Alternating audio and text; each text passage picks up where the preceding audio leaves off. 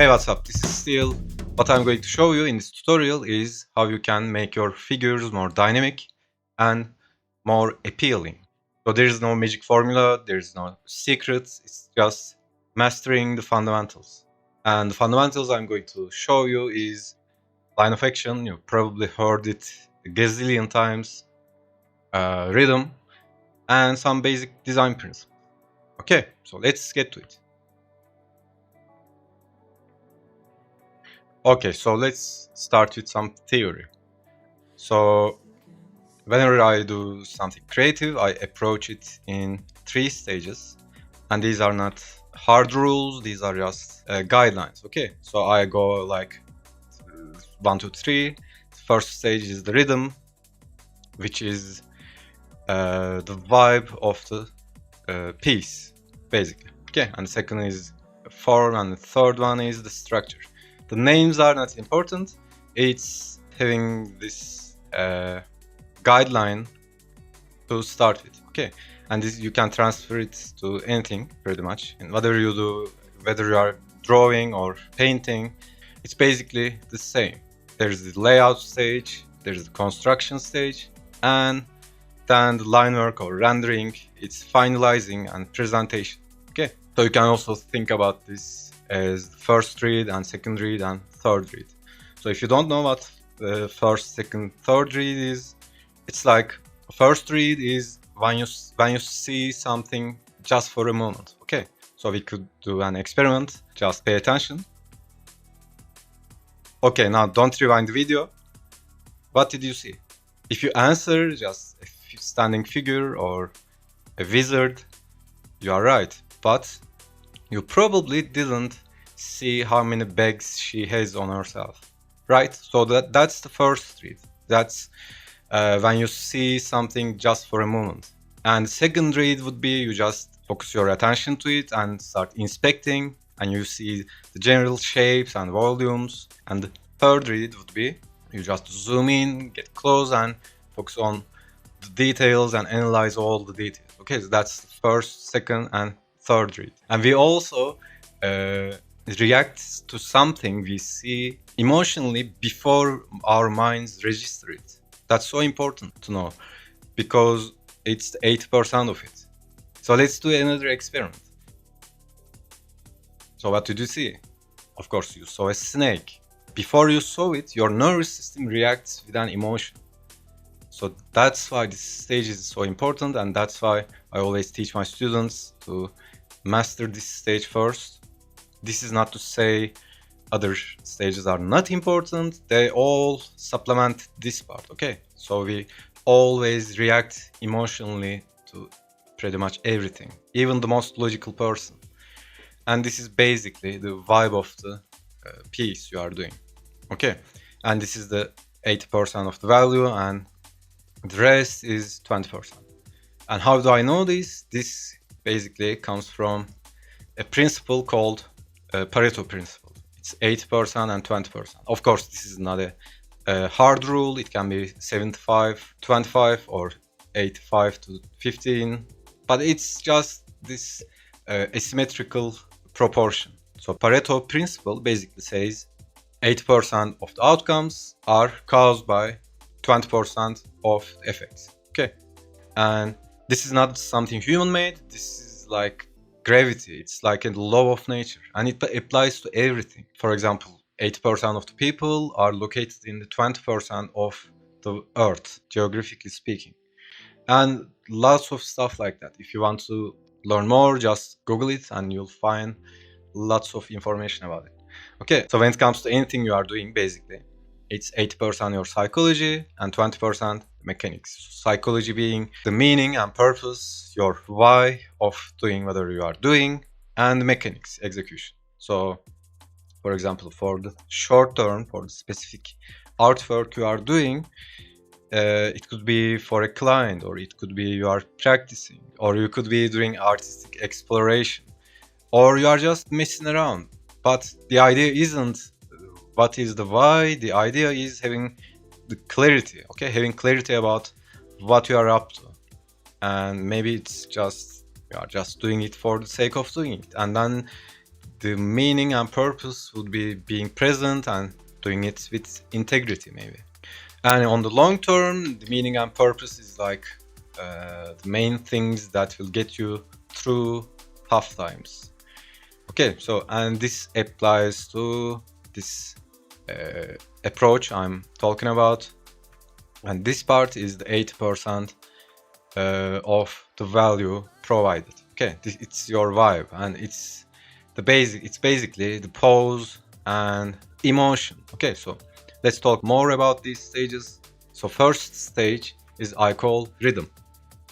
Again, names are not important, it's just I call them something different every time.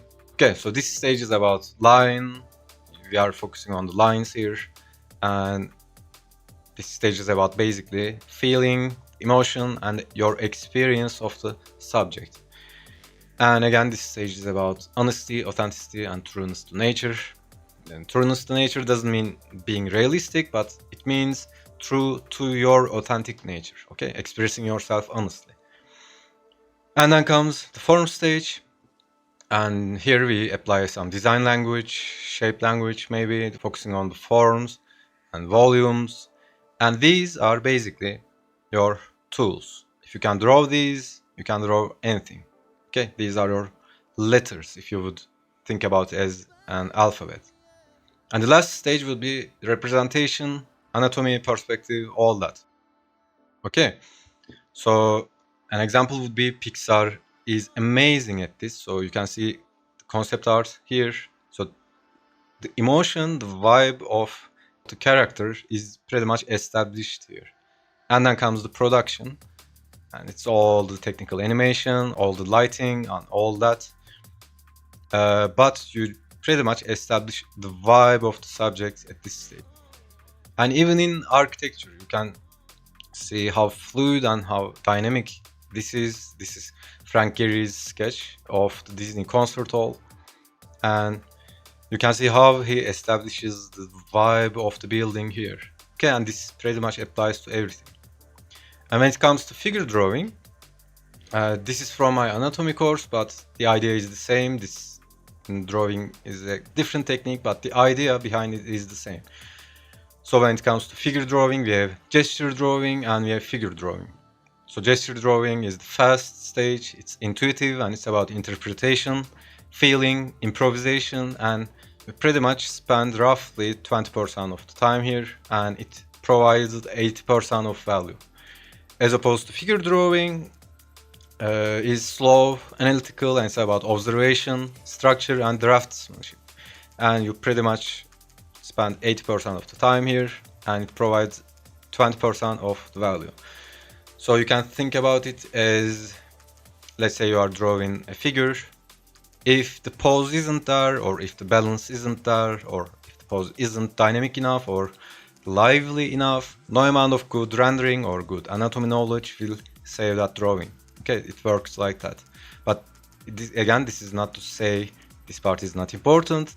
This part just makes this part stronger. Okay, it supplies to this part.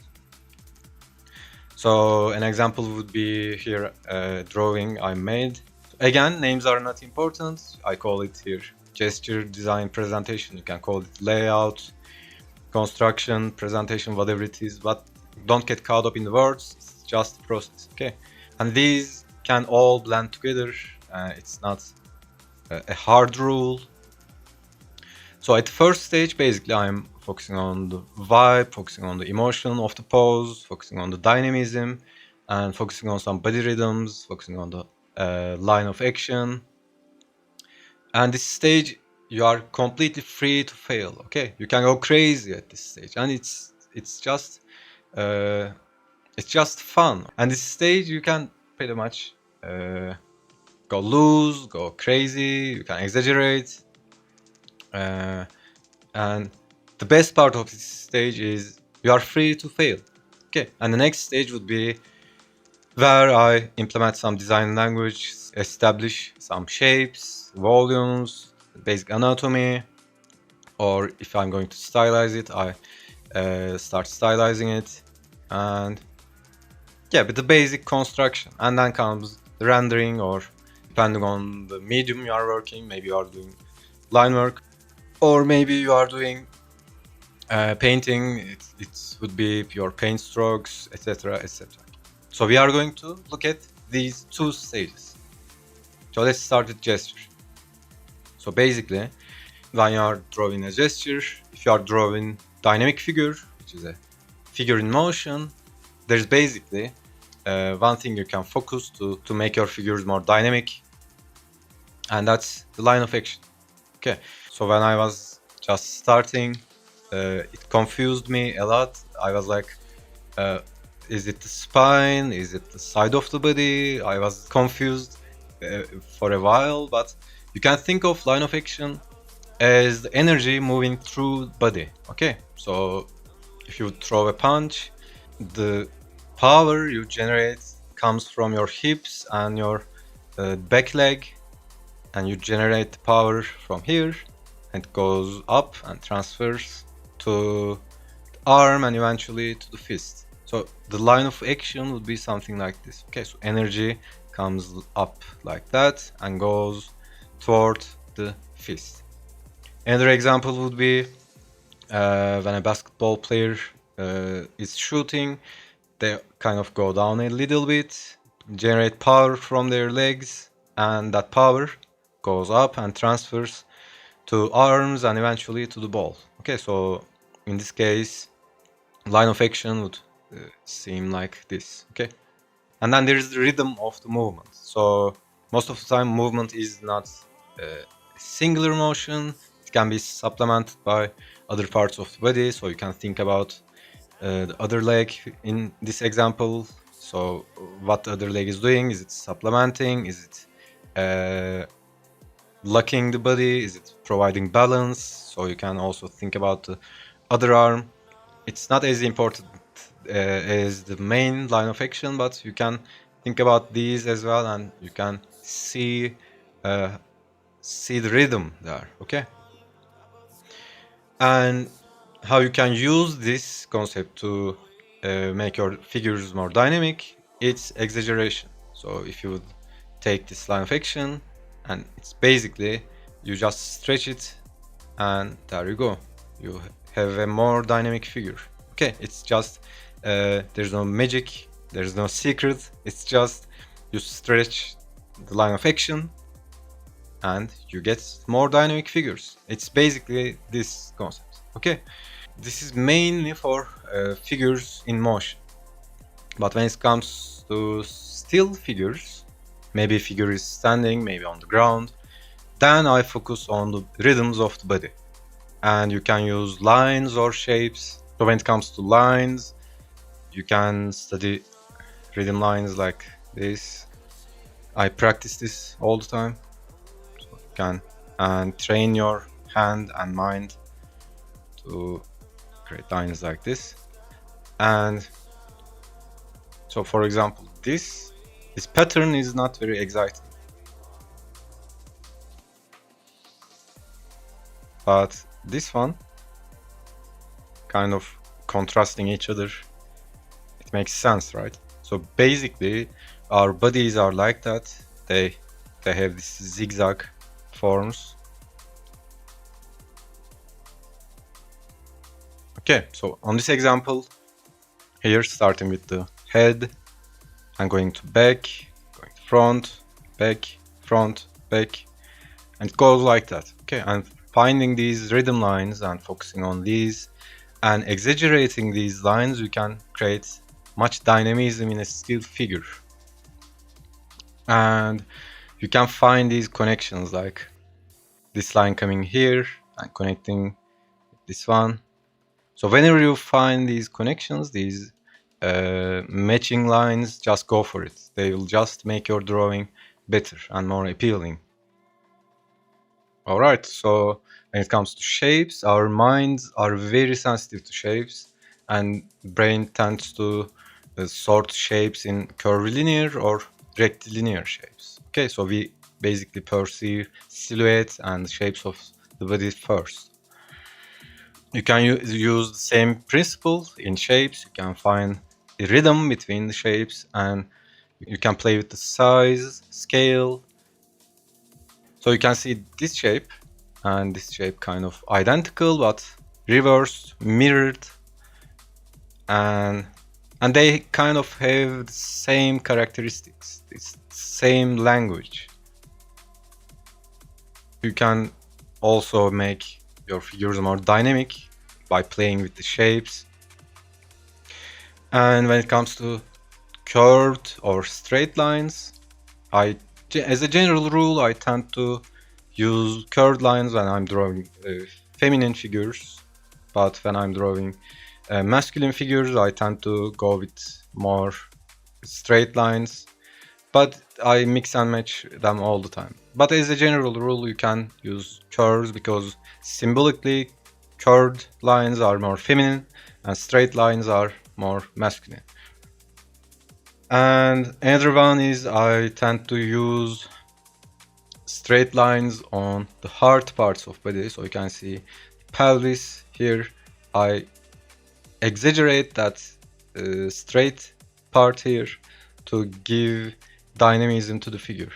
And another one is I tend to accentuate the parts of the body where muscles are contracted. So for example, if the legs are pressing down and applying some force, the muscles on that leg would be contracted.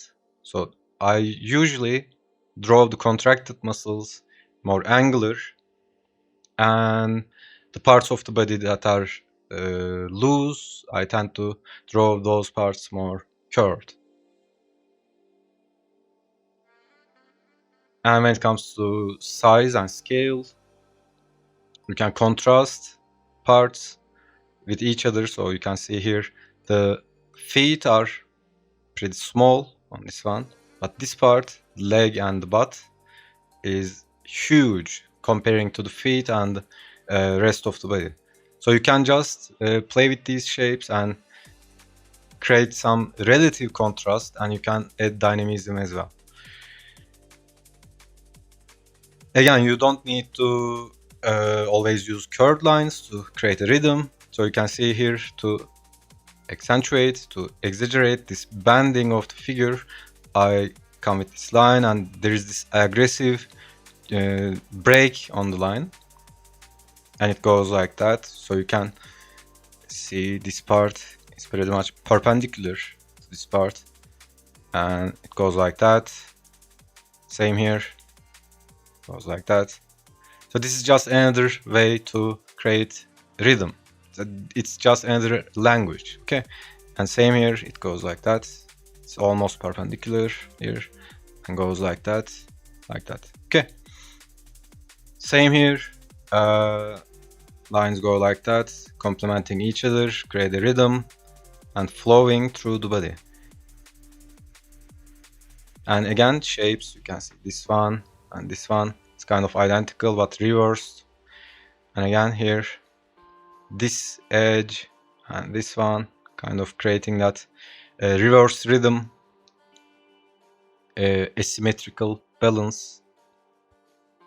Okay, so these are the basic design principles you can apply when you are doing still figures, and when you are doing dynamic figures, it's basically line of action. And you can also apply these to dynamic figures. So to recap, you can create rhythm with lines, which is curves and straights. You can create rhythm with shapes, and you can play with size, scale, and language. And you can create dynamism with relationships, which is parts to parts and parts to whole. So shapes to shapes, lines to shapes, and all parts to the whole of the picture. Okay, this is basically the fundamentals I use when I'm trying to create more dynamic figures. Okay, now let's see how you can apply all these concepts and principles in action. The reference I'm using here is 3DSK. I got it from their YouTube site, but they have a website called female-anatomy-for-artist.com. And they have a huge archive of reference pictures. Okay, so starting with line of action and then adding secondary movements and adding the body rhythms roughly. So the general advice would be start with the head, but as you get experience and as you get familiar with the figure, it doesn't really matter. I would say draw or start with whatever part excites you.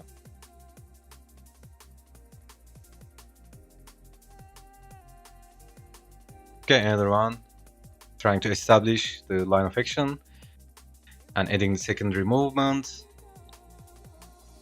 and then dividing it into the rhythms of the body. So this is basically all there is to it. Once you can create dynamism at this stage, it's pretty straightforward. The rest is just traditional drawing. And first stage, at this stage, it's very important to give yourself permission to fail, and you can go crazy about it. You can exaggerate as much as you can. Especially when you are practicing, I would say go crazy and exaggerate as much as you can. Then it will be much easier when you are doing an actual drawing. Okay, so you can see I just put a shape for the torso, again dividing the line of action into body rhythms, finding the arms, etc, etc. So again, at this stage we are focusing on the energy. Just focus on what the figure is doing, or what is the movement, what is the motion. Is it moving down? Is it kneeling? Is it jumping, moving forward, sideways? Okay, so it's all about the rhythm at this stage. Alright, so moving on to the next stage. So here I start to add shapes, the design language, adding the basic shapes, still using rhythm lines, but more focused on the volume and getting more realistic and realistic.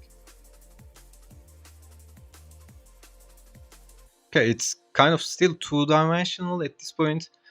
It's still about design and expression, but at the same time you are kind of constructing the figure.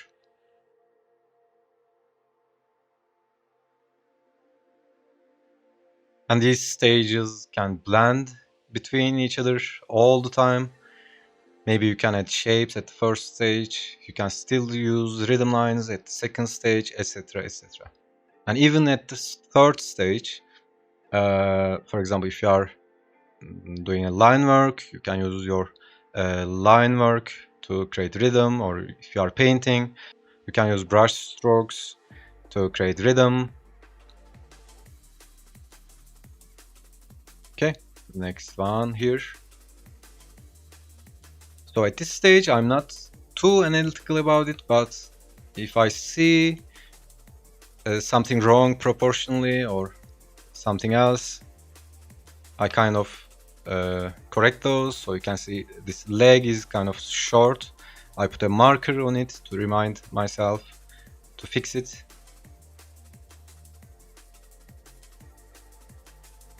But usually I'm keeping the mistakes that's not the mistakes that aren't looking like mistakes.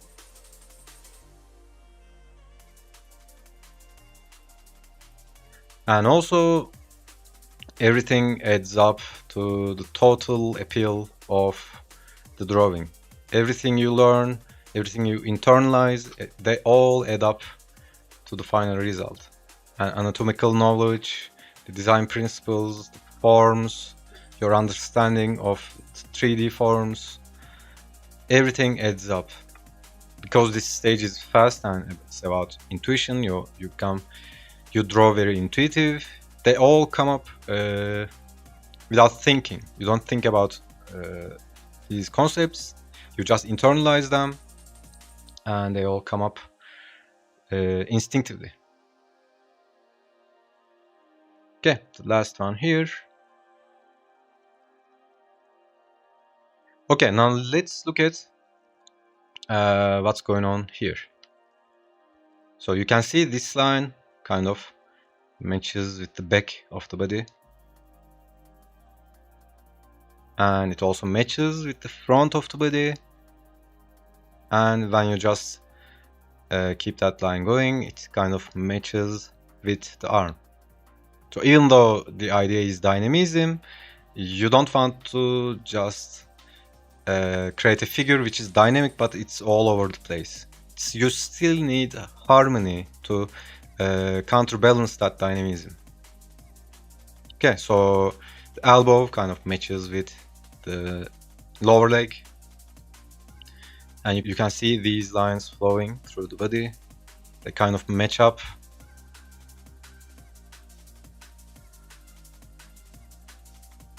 I think these principles give more appeal to the drawing more than anything else. And when you want to practice, again, coming back to the Pareto Principle I was talking about, whenever you practice, it's very beneficial, it's very helpful to just focusing on one thing at a time. So for example, you could just be practicing line of action, and it's very fast and easy. You can just do 20 of them in no time. And then maybe you are just focusing on rhythm lines, then maybe you are just focusing on shapes, etc, etc. If you practice them separately and internalize them, then you don't have to worry about them. When you are drawing intuitively, they just come up, and that's the magic about it, and that's the fun part of it. Okay, the same idea here, the matching lines, the flowing lines through the body.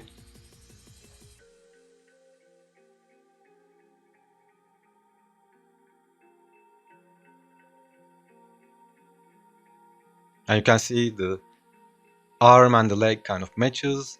They can be parallel or they can have an angle. It's up to you. There's no hard rules about it.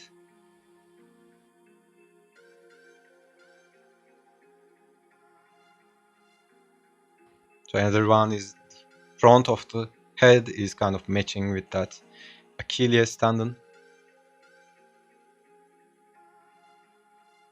Okay, next one. Again, the rhythm lines flowing through body. So at the first stage, usually I don't think about these. They are just instinctive. As you practice more and more, they become your second nature, and they just start coming up. It's kind of weird for me to reverse engineer now to find what I did before. Okay, so trying to make the arms a single flow, make the arms a single line, but at the same time I've tried to kind of match that right arm with the leg, like that.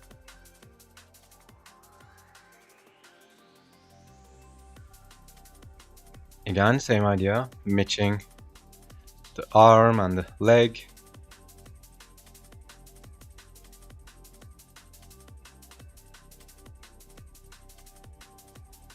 Okay, so same idea here, matching the leg and the arm. So you can see other leg is kind of matching with the front part of the body. And these matches could be through motion or could be through shapes or forms.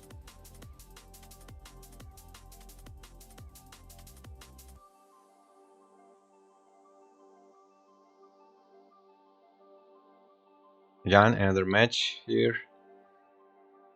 So these stuff, concepts, these techniques you use give appeal first and foremost and add dynamism to your figures. Okay, so this is there is to it basically, and again, as I said, practicing these separately help a lot, and having clarity when you are practicing is also important. Okay, so that's that, and I hope it's helpful, and let me know if you want me to do another tutorial about anything else, and let me know what you think in the comments. Okay, so thanks for watching and see you next time.